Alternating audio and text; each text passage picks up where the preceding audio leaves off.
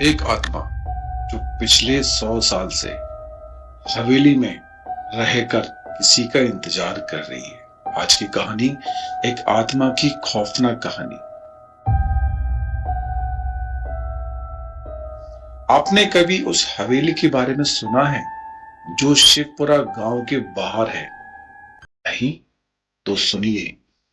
लोग कहते हैं कि वहां एक आत्मा पिछले 100 साल से किसी का इंतजार कर रही है।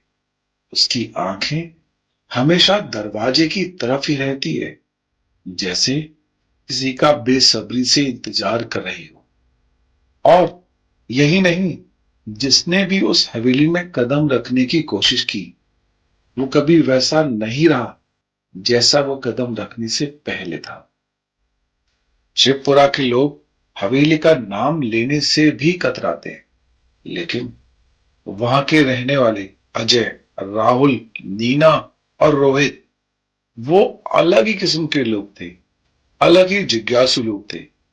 गांव वालों ने उन्हें कई बार चेतावनी भी दी, पर किसे फर्क पड़ता है। उन चारों दोस्तों ने हवेली की ओर कदम बढ़ा दिए। हवेली पहुंचकर जब उन्होंने दरवाजे को धकेला तो एक सिरहन भरी हवा उनके कानों में सरसराते हुए निकल गई।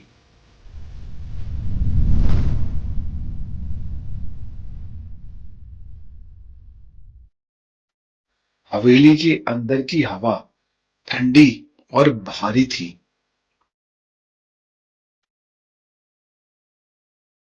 दीवारों पर अजीबोगरीब तरह के चित्र बनाए हुए थे, जैसे कि वो आंखें उन्हें ही घूर रही हो। उन चित्रों में बनी आंखें हवेली में आने वाले लोगों को देख रही हो, हवेली में आने वाले लोगों को घूर रही हो। नीना ने अचानक महसूस किया कि किसी ने उसके कंधे पर हाथ रखा है। नीना ने पीछे मुड़कर देखा तो वहां कुछ नहीं था। हवेली के अंदर एक पुराना आईना टंगा था, जिसका शीशा टूटा हुआ था। जैसे ही अजय ने उसमें झांका, एक धुंधली परछाई दिखाई दी और एक धीमी आवाज भी सुनाई दी, क्यों आए हो?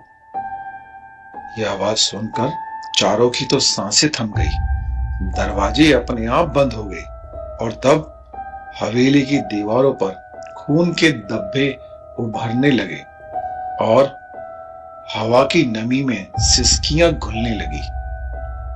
लेकिन असली खौफ तब सामने आया जब उन्हें राजकुमारी रत्नावली की कहानी पता चली। ये बात आज से 100 साल पहले राजकुमारी रत्नावती ने अपने प्रेमी के साथ राजमहल से भागने की कोशिश की थी, पर उसके पिता ने उसे पकड़वा लिया और दोनों को जिंदा दीवार में चुनवा दिया।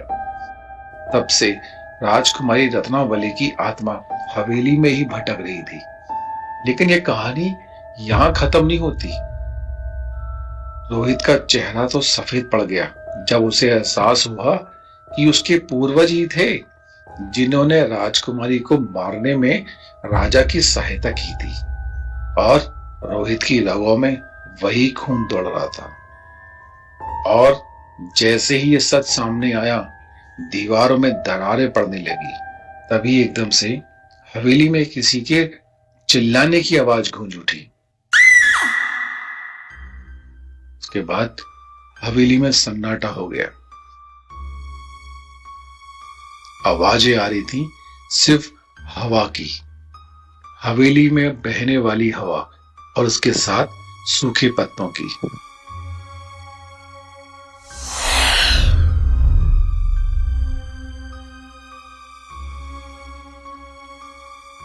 उस राजकुमारी की आत्मा ने रोहित को पहचान लिया। अब उसकी आंखों में बदले की आग जल रही थी। अजय ने आत्मा को शांति देने का वचन दिया। पूजा रखवाई गई। मंत्रों की गूंज हवेली में भर गई। आत्मा ने विदा ली, पर क्या सच में? रोहित अब भी हर रात अपनी खिड़की के पास एक परछाई देखता है, वही सिसकियां और वही डरावनी आंखें। अगर आपको लगता है कि ये सिर्फ कहानी है, तो अगली अमावस्या की रात शिवपुरा जाकर देख लीजिए। लेकिन याद रखें, हर आत्मा का इंतजार कभी खत्म नहीं होता।